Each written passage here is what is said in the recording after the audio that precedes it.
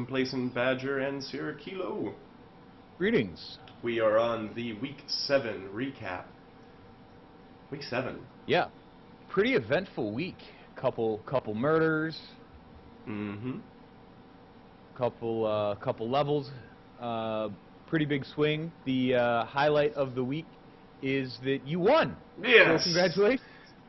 Bring out the parade. I actually have a game. All right. First game that we are looking at are the Nordic Kneecappers versus Sunday Speedwalkers. You won 3-0. Yeah, there was a lot of pushing going on. Not a lot of high rolls on the casualty table, so there were a lot of stuns. But it was a pretty good match overall.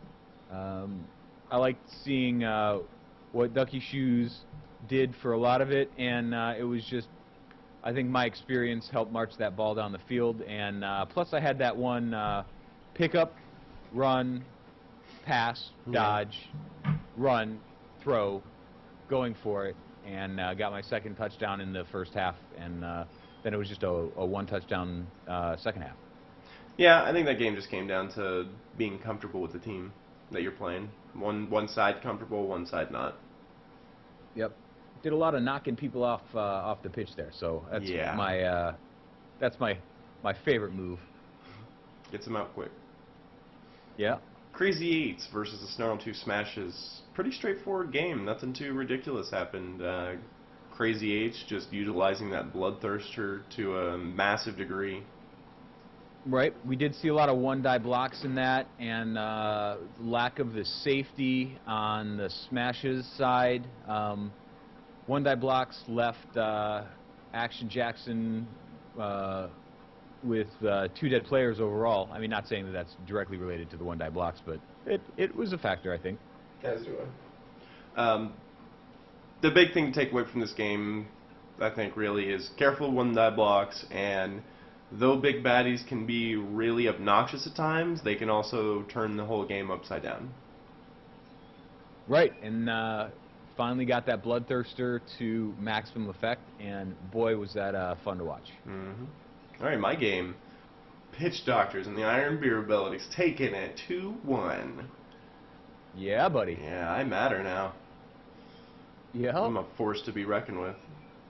So what do you think made the difference this game compared to some of the other games that you've played this season? A team with relatively low maneuverability. They basically were where I wanted them most of the game. The Trolls played a huge part in not going really stupid. They were very pivotal where I needed them at. This was a good week for big guys. Big guys really put it out there. That's true. Yeah, Ducky Shoes didn't have her tree take root at all. Yeah, all these guys. There was one wild animal, one no take root, and one really stupid this week. So big boys doing really well. And I think the last one was generous smattering of good penetration rolls on both sides of the pitch, but more important for my side of the pitch because of how unimportant having a lot of players is for me. Yeah, that's a big factor. There were a lot of players on the sidelines for both teams. Yeah, nine injuries in all. 5 were mine, 4 were his, and that's not even counting knockouts or stuns or anything like that. So, right, pens were big. Umbrella Corporation and Exactly as Planned. Really odd game. Yeah, kind of mayhem, just getting down and dirty and gritty and taking some risky moves, and you know, we ran the commentary on all these, and that was one where there were several. What was it, at the end of the first half or the end of the second half? I can't remember, but we were like, well, don't know why that happened or why that, you know, just. It was the end of the first half when Master Moose only had 3 thralls left on the field and nothing else, and Exactly as Planned was kind of just doing very different plays than what he'd been doing previously. Just I don't know if it was the lack of players and him just kind of doing an end zone dance, but doing passes and I think even going for it, like all kinds of weird stuff. And then Master Moose, I don't know if he was just frustrated or just trying to do something to the opponent, but just doing like one-die blocks, and just forcing a lot of turnover. It was just a really weird last one. But the big thing to take away from this game, I think, was sometimes bashy teams can just obliterate another team. Right, and that's kind of what happened. And that was there were a couple good examples of how not to box players in, or there was, and I guess you take the other side of that is Master Moose did a really good job of taking away tackle zones and blitzing his way out of bad situations. Yeah, utilizing 2 players to undo 6. Right. It was a good game, though. Yeah. All right, like for what the teams are looking like right now, as always, starting with the pitch doctors. Going into the next game with Dr. Stickman being out with a damaged back, and not a lot of big changes other than that. It's kind of the same injuries that have been out. Nurse Nisham will be back with the smashed ankle. And yeah, that's who was out last time. Yep. Or for this week. Yep. Picked up an apothecary and a few cheerleaders, but other than that, nothing too crazy. Right, and that's a good thing to mention is that at this point in the season, you get a little bit extra money. Those cheerleaders don't add too terribly much to the overall team value, but they do make a little bit of a difference coming to the fan factor, and makes a bit of a difference on the kickoff results. Mm-hmm. I should say kickoff event results. Yeah. All right, exactly as planned. Looking at them, not too many changes from what I can see. Mighty Blow and Claws, pretty horrible block. That Beastman with Wrestle we talked about, Big Hand, and Tackles. So just running 11 players with a couple level 2s and then a level 3. Yep, still running that 13-10 team value. So that's pretty normal, I think, right now, right? That's kind of right in the average. Yeah, almost 100 of that team value in staff. I don't know how I feel about that. Right, that's where he wants to be. So he started out making that a priority and is continuing to keep it there. Mm-hmm. Flying Coconuts. I made sure to kick this blocker out with a smash knee. Still hasn't done his level up, so we don't know what these blitzers are going to be like. But other than that, no changes. He will be taking a mercenary unless he uses this 150,000 to pick up something good. Right, and that team value is considering that Norgan, the blocker, not in the next match. Yes, without that, and it also takes into consideration if he takes only normal level ups rather than extraordinary level ups. Right, good stuff. Once again, that 100 team value almost from staffing. Don't know how I feel about that. Sierra Kilo. Yeah, buddy. Looking at Werewolves, still didn't manage to level, but that's fine. They do what they do. I still got got a touchdown on one, so that was good. Yep. Still got the jump up, tackle, dauntless guard, kick, strip ball, dirty player. Nice pickup on that one. I think it was dirty player, and I think this was the other one that you leveled. Keldon Nordiksen. Okay. No, Kerry Nordiksen. So number 4. Okay. Was picked up tackle on as well. So that's my 3rd tackle. All right. 12 players, and you've got a retarded amount in your treasury. Yep, trying to keep it there as much as I can. Interesting. All right, Umbrella Corporation losing a player, missing next game. Just a straight missing next game. Richard Aiken bringing him down to 13 players for his next game, and I don't think anybody actually leveled in his game. So, kind of looking at the same team. It's a good team, though. Yes. Crazy Eights replaced one of his dead players, so is back up to 11 players. Bloodthirster hasn't leveled, and I don't think he gained any levels from that game. So looking at same but less. Right. So 1370 on that team value. 5 cheerleaders and 5 assisting coaches. Yeah. Definitely a lot of staff going on there. One of those things that's also You know, each one of those is 10,000, so that's basically 100,000 income that was put in there, which he's probably wishing he would have got another pit fighter. Yep. 0 in the treasury. Yep. Let's look at Star 2 smashes. I don't think much of a change. His thrower did pick up accurate, which I was talking about, I guess, with more knowledge ahead of time. I thought he had already had it. So, how do you feel about that? I think it's a good. I think it's a perfect choice. Good to have with that pass plus that sure hand, so he's going to be able to pick up the ball, throw it, and avoid some of those nasty negatives. Yeah, like I was telling him, accurate for passing purposes is just as good as agility 4. Right. So, And running it doesn't increase your team value as much. Yeah, and he's running on 12 players, so he's got an extra player. The last one, the Ducky Shoes. 11 players, and no real change in level ups or anything like that. Dodge, shadowing, right? Keeping that. Still got that -1 to the strength on that lineman, but yeah, that's the same team that I played last week. Yep, and then keeping that team value relatively low with no staff, decent amount of players, treasuries keeping low. Might pick up somebody with that 90,000. Might pick up maybe a lineman, or got both the catchers, maybe another thrower, or probably saving up for a war dancer. War dancer, yeah. I think that's going to be the plan. And I think war dancers are 11, so she's gonna have to wait one more game. Right. I think she ended up getting 20,000 for her. Yeah, that was rough. For end of game. So for next season, or rather next week, no games have been played, so we don't have any extra knowledge, so we can actually show you the matchups. It's going to be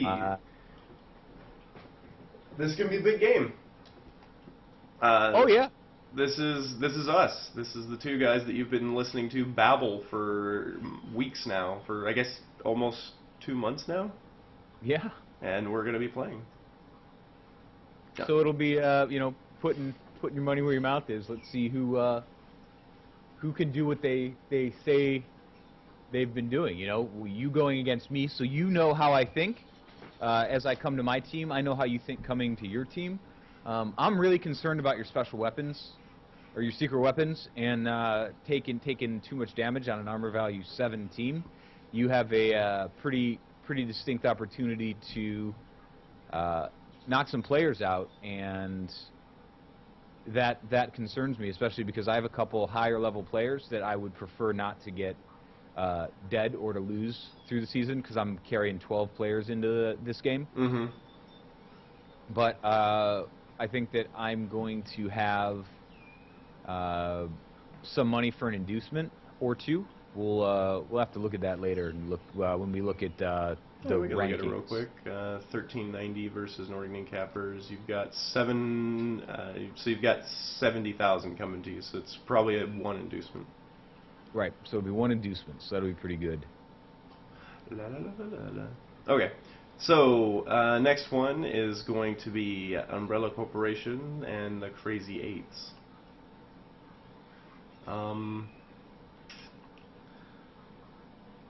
I want to give it to the Umbrella Corporation just because previous games, but that last game against exactly as planned, I think with that Bloodthirster and everything going on, I think he can put the punishment down on those thralls and keep them down. Yeah, that would be great. I'd like to see Action Jackson make really wise decisions when it comes to his blocks, but he's not going to be, aside from that, when he's banging against those thralls, he's not going to have that problem with a strength 4 like he was playing against the Vamps are strength 4, but they're so different that you're going to look at them. Right, you're not going to really run into that, but yep, we'll see what he ends up doing with that. I think that Master Moose is coming in with the team that he had, and Action Jackson is coming in with he got those 2 deaths, so he's got picked up a low-level player. Not saying that that's going to be a factor, but after you've had a couple guys die, is he going to be a little more gun-shy or a little more cautious than he normally would be? We'll find out. And for that game, I'm probably about 60-40 for Mastermuth, just because as the season has progressed, I have not seen him. I've not seen Action Jackson progress as a strategic player. He has done well, but his idea of one-die blocks and positioning and stuff hasn't really flourished. And I think without change, he's not going to be able to pull out this victory that Master Moose has already capitalized on tactics and strategy. Right, and we'll see. I mean, he's got players that can dodge. So if he dodges away occasionally and doesn't use all of his rerolls to reroll block dice. One die block dice. Yeah, one die block dice.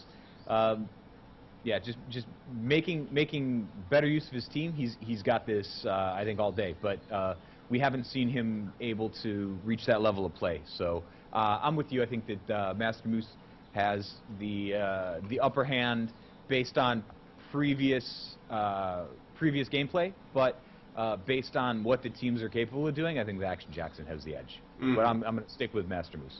Yeah.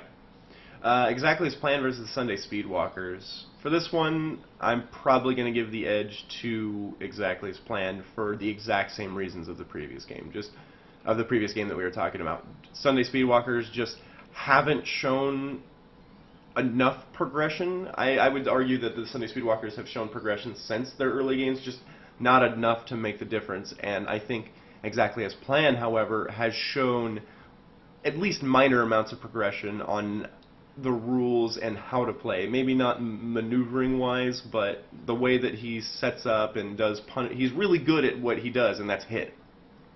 Right, and he does a fairly good job of playing in order that you should, where he's making the movements for the most part, and we've seen him degrade a little bit in that, but generally speaking, he's not wasting rerolls because he needs to. He's using the reroll to do something because it was just how the dice fell.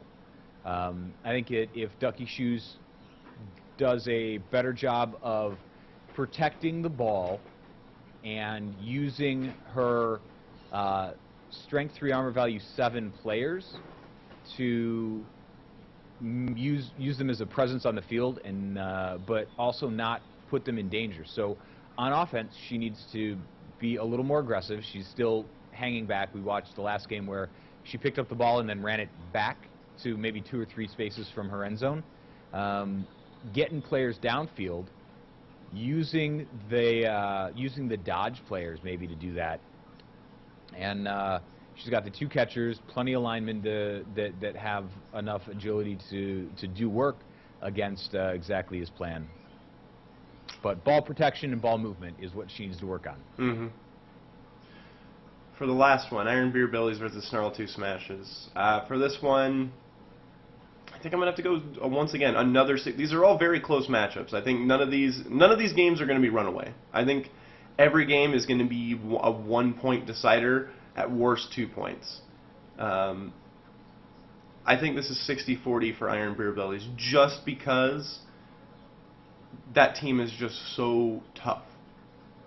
Right, and the Smashers are going to want to smash, and the Iron Beer Bellies are not a team that gets smashed that bad even when they get smashed. So trying to, and plus they've got the players to do a little bit of smashing of their own. So if we can see this not degrade into a punch fest and see some ball movement and some strategic efforts with player assists and player placement, I mean, it really can go either way. But I'm with you when I say I think that Flying Coconuts has a bit of an advantage based on how he's used the team thus far. Yeah, I think one of the big factors as well is the Snarl 2 Smashes do not have the maneuverability as a lot of other teams in the league.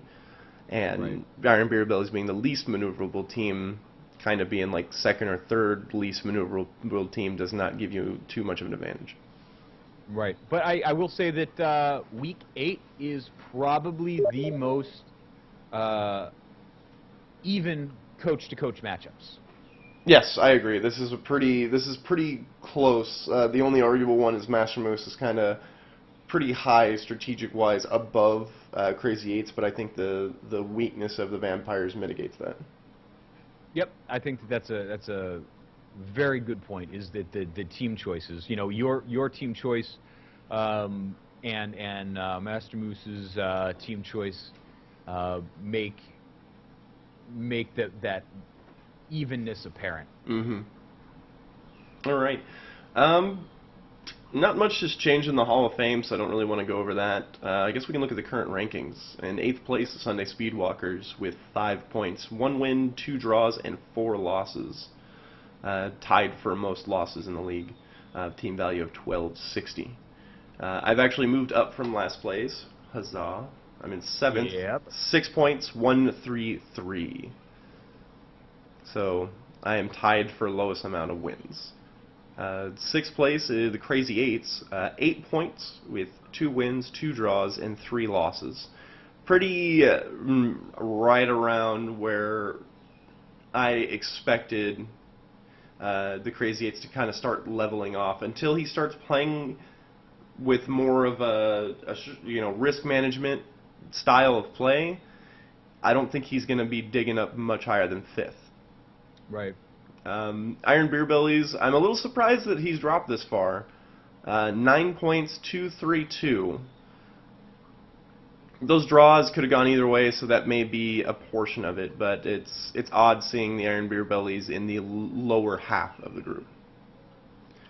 Right, and you look at 1 Up where Snarl2 smashes with more wins but more losses. So that's kind of where that makes it. So you say, should those two maybe be switched? Because 4 losses but 3 ties for the Flying Coconuts there. I think that we can. I would argue to say that maybe based on actual play, that those could be switched. Yeah, I think the Snarl 2 Smash is starting to do better in this league. Definitely.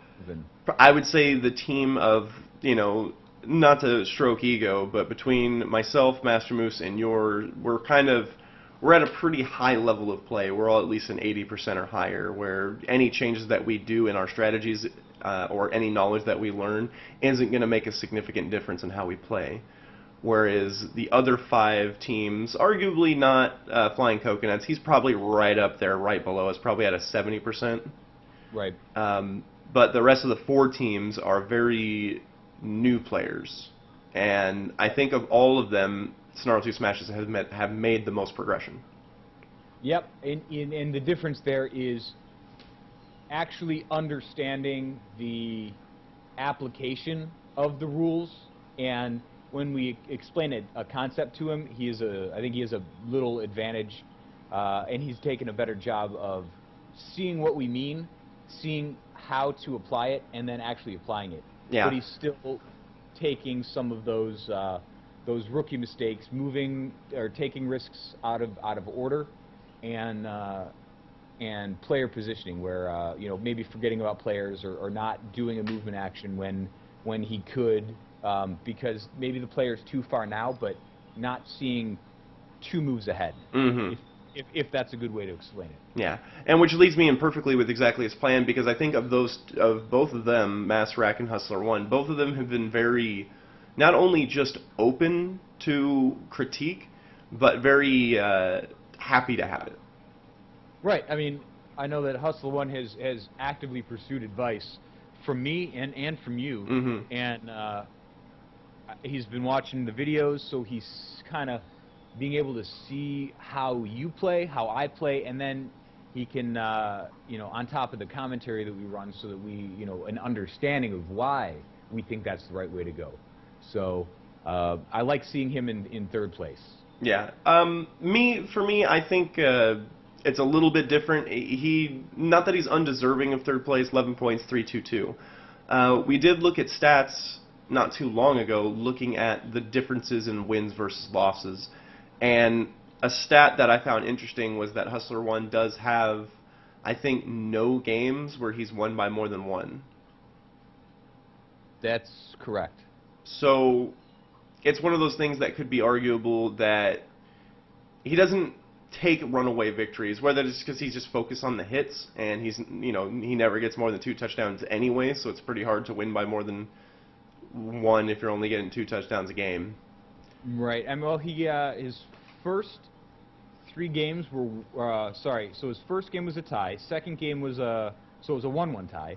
Second and third game were 1-0 victories. Week 4 and 5 were 0-2 losses.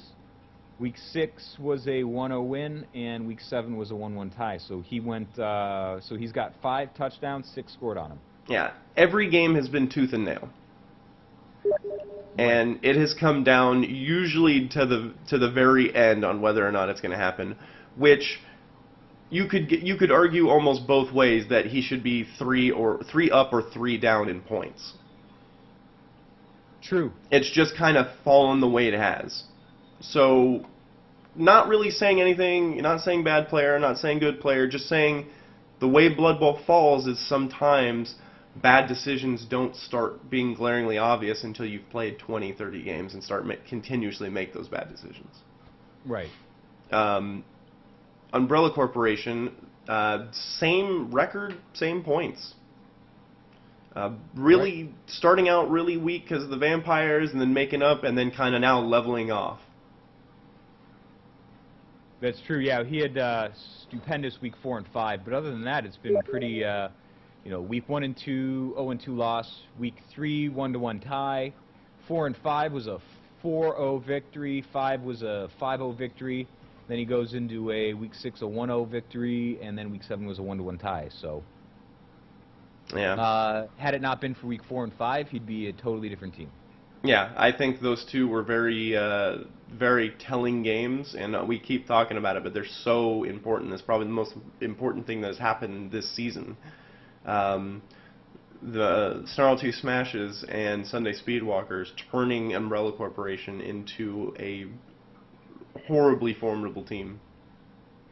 Yeah, and I'd arguably saying that the Smashes gave him the edge and against Ducky Shoes. Ducky Shoes continued that process, and between those two, I mean, an unreal amount of star player points and levels, and then it kind of leveled back off into Week 6 and Week 7, where 1 score for him, and between the two scores for him, 1 score for the opponent. So we got a victory and a tie Weeks 6 and 7. Mm-hmm. Last one, Oregon Kneecappers, 18 points, starting to get that run away. Your 6 wins, 1 loss, no draws. I can't see you not staying in first place. You've got it by 7 points right now, and everybody below you is just kind of clawing for victories. It's very even spread. Yeah, so it'd take 2 losses in a row to unseat me, essentially. Mm-hmm. And that means not only 2 losses in a row, but also 2 wins in a row from people who already have 11 points. But even then, you wouldn't actually go down. You would still be in first place. Somebody would be at 17 and you'd be at 18. Right. So it would take 3 wins or 2 wins and 2 ties, and you having 3 losses or 4 losses to actually be caught up. Yeah, I just have been playing really, really consistent Blood Bowl. So kind of keeping. I've won by 2 in all but one of my games that was a victory. This last one was a 3-0, and then I had a 1-0 loss against Hustler 1. So pretty consistent on keeping my opponents from scoring, which I'm very proud of because that's something that I've always had trouble with in general. Mm-hmm. But let's see, yeah, 11 touchdowns scored and 2 scored on me. So yeah, I mean, if I can keep shutting opponents down and getting at least 1 touchdown, I'm looking pretty good. Mm-hmm. So I'm not. I know it's not a lock; it never is. Playing against you next week and getting some. I mean, you could kill my best players and leave me with a huge void in my team. Got a little bit of money to do that, but starting from the beginning with just regular linemen is would be tough at this point in the season. Yeah. Well, we'll just have to see how that goes. Do you have anything else? No, that's it. That was good. All right. We'll see you guys later with some more games. Thanks for watching. Cheers.